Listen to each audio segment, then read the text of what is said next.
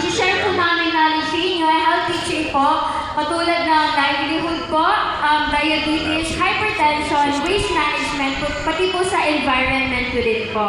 So, umaasa po kami na may matutunan kayo ngayon at mag-enjoy din, of course. At hindi lang po natatapos doon, sana po manatili po kayo sa amin hanggang sa uli dahil meron po tayong pa-prizes, mga palaro at mga raffle po mamaya. Ayan po. So excited na po ba lahat manalo ng rice cooker? Yes! Manalo electric fan! Electric fan! Autumn washing machine! Yes! At marami pa pong iba. Ayan. Ngayon, sisimulan na po natin ang unang health teaching o pagbibigay ng kaalaman sa isang komunidad to be led by Janelle Song and Faith Hugo.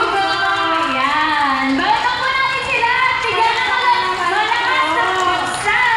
Ayan. Hello po. So, magandang araw po, Barangay San Isidro. Kamusta po ang bawat isa? Ayan. So, ako nga po pala si Faith Hugo and kasama ko po si... Ako po si Janelle So. Ayan. Okay. So, bago po tayo magsimula, maaari po ba nating batiin ang ating mga katabi ng isang magandang umaga na may kasama mas matamis na ngiti. O, di ba?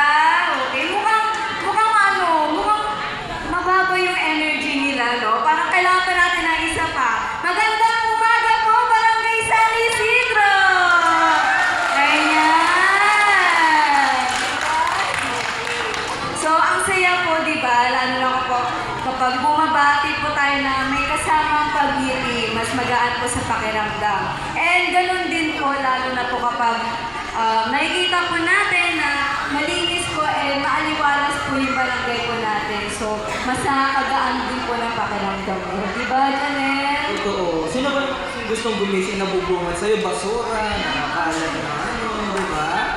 Siyempre, masarap. Alam mo yung kapag umaga, dikit ko yung kape mo, yung pandesal mo, tapos alam mo yung malinis yung nakikita mo. Yan. So, before po tayo mag-start, pwede po ba natin itaas yung mga kamay ng mga nagwawalis po dito tuwing umaga? Yung mga tipong di pa po nakapag-almusal pero may titit na po ng daspan at walis. Di ba?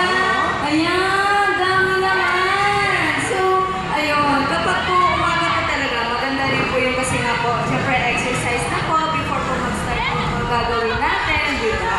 So, ngayong araw na po na to, sa program po namin ngayon, isi-share po namin yung waste management. And dito po, isi-share din po namin ang mga solusyon para po mapanatili, malinis and maaliwalas po yung paligid po natin. So, handa na po